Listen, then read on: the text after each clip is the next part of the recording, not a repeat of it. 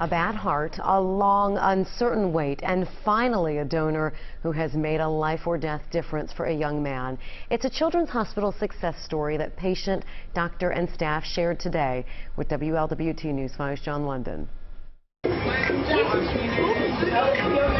Not long ago, Tre'vell King wouldn't have had the energy to even think of dancing the nene, but here he is with nurses at Children's Hospital talking to us this afternoon about his medical struggles and the importance of never losing heart. I told him before it even happened, whatever it takes to keep me alive and to keep me here, do what y'all gotta do.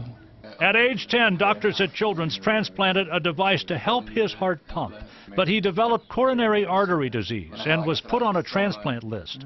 It was touch and go for a while. Hey, how are you, friend? Good. Looking good. Thank you. He will require lifelong medication, but he's reclaiming health. Each one of these represents a ventricle or a pumping chamber of the heart.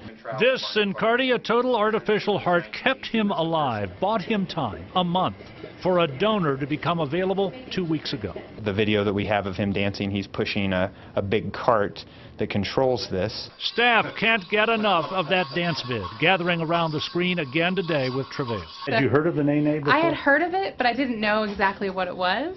And I didn't, and luckily, yeah, Tre'vell's a good teacher. He came close to not getting the chance. Organ donation is not exactly a growth industry.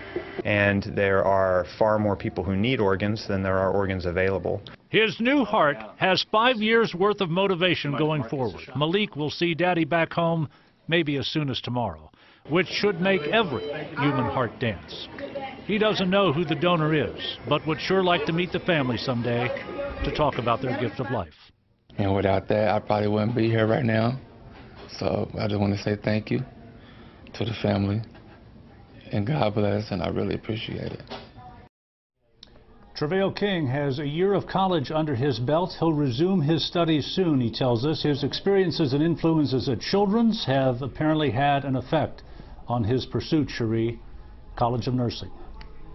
Fantastic story, John. John London live for us there in the newsroom. By the way, the artificial heart device that you saw just there kept one patient at Children's alive for a year while waiting for an organ donor.